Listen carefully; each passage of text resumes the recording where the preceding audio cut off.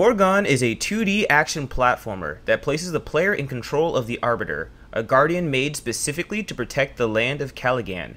Taking inspiration from titles like Dark Souls, Dead Cells, and Metroid, does Foregone add enough of its own personality into the mix, or does it fall short and become nothing more than a bland remix of what's already been done? Join us on the couch to find out.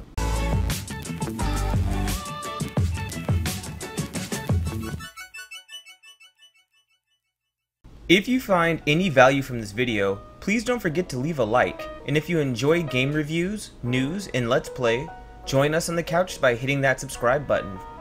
Combat in Foregone is very fluid and flexible. You have 2 attacks, a melee attack, and a ranged attack, along with the dodge ability. At the beginning of the game, you'll definitely find yourself wanting, as movement and combat feel very tankish. But as you begin to unlock power-ups and new abilities, your options in combat start to grow too. Toward the end of the game, I was able to get very creative in how I handled enemy encounters. As I progressed, I found I was taking on larger and larger groups, suffering minimum to no damage. That's not to say that combat in Foregone is easy. It never felt impossible, but the game definitely made me work for my wins. Enemies are simple, most having 1 to 2 attacks, and when faced alone they can be dispatched fairly easily. But in groups, enemies can work like a well-oiled machine, covering for each other's weaknesses and forcing me to really have to think about how I was going to approach encounters.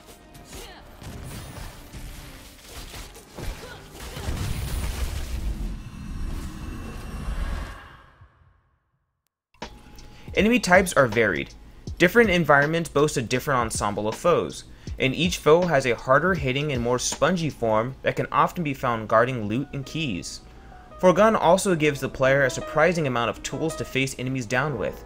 I was absolutely blown away by how much loot went into the game. There are several armors, accessories, melee, and ranged weapons that the player can find. Each item has its own stats, buffs, and debuffs. Also, each weapon plays very differently from the other, as they each have their own animations. Going from the brutal, sluggish swings of the broadsword to the fast-paced cuts and slashes of the twin daggers will find you approaching encounters and enemies much differently. Different combos of power-ups and melee and range weapons can find you having completely different playstyles from your friends.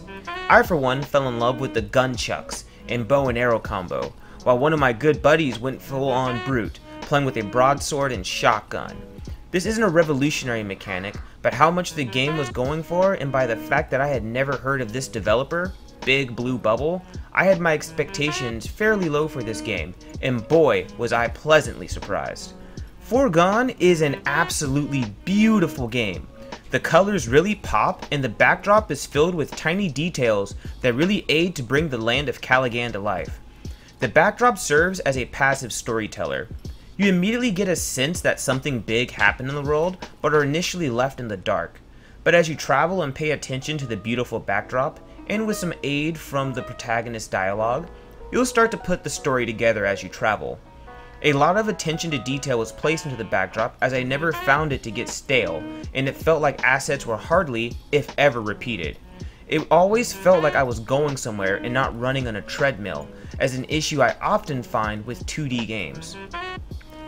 As you traverse from level to level, you'll see the stage turn from one environment to another.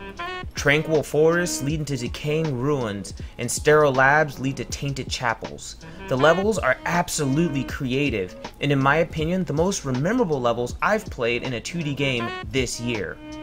Levels also aren't small, as they can span from 3 to 4 stages, with many nooks and crannies leading to hidden treasures and gems. I did a lot of exploring on my first playthrough and never felt like I got cheated, because every time I took the initiative to explore, I was rewarded with something, be it a powerful item, lore, or power-ups. The maps are dotted with places called teleporters that can send you back to your base camp, where you can level up the Arbiter's skill trees and loot. Upon returning to the map, you'll find that all previous enemies have now respawned. To level up items, you'll need to collect gold and power from which you obtain from killing enemies. But be warned, if you die, you drop all of your gold and power and will have to return to the point you dropped it at and recover it, or else you'll lose it all if you die again. This adds a lot of pressure when you die in an enemy infested area, especially if you're carrying a lot of loot. There is an NPC back at base camp you can use who will collect half of your dropped gold and power if you don't want to risk losing all of it. Sadly, the weakest point of Foregone is the story.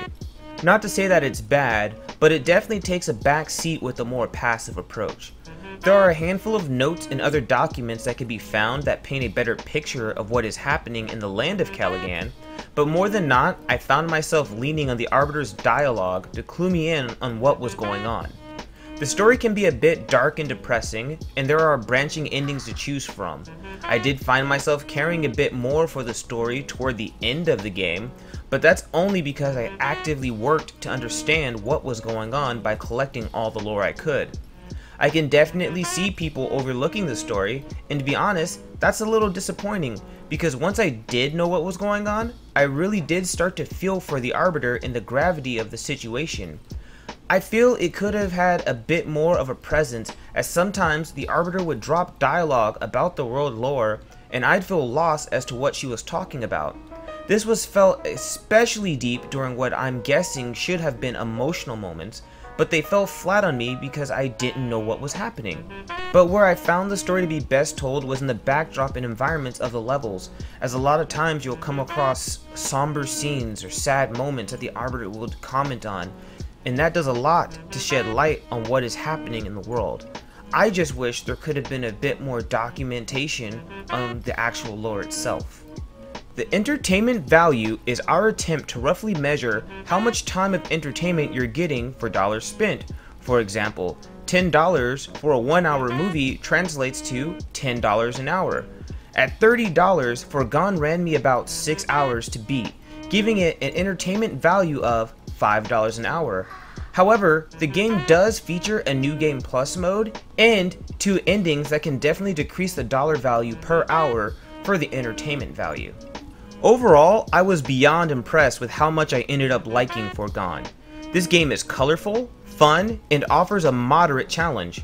I can see this game gaining a cult following in the future, and I hope Big Blue Bubble continues to make more games like this. It's hard to set this game down once you start getting the swing of things, and it offers, in my opinion, to be a solid gaming experience. However, $30 is a little much to recommend for a 6-hour game. Even though you can increase that by trying New Game Plus mode and going back for the other ending, I feel that many may only play this game one time through. That being said, I don't think many will be disappointed with this game, even though it is rather short. The couch gives Foregone 4 out of 5 couch cushions. It's definitely a lot of fun, and its biggest crime is that there isn't more of it. I could easily give this game 5 out of 5 if it's up on sale. If you made it this far, I just want to say thank you for sticking with me this long. If you found any value from this video, please drop a like, and if you want to see more game reviews, news, and let's plays, then join us on the couch by hitting that subscribe button and that bell icon. But until next time, I'm Ray, and you've all been great. I'm out.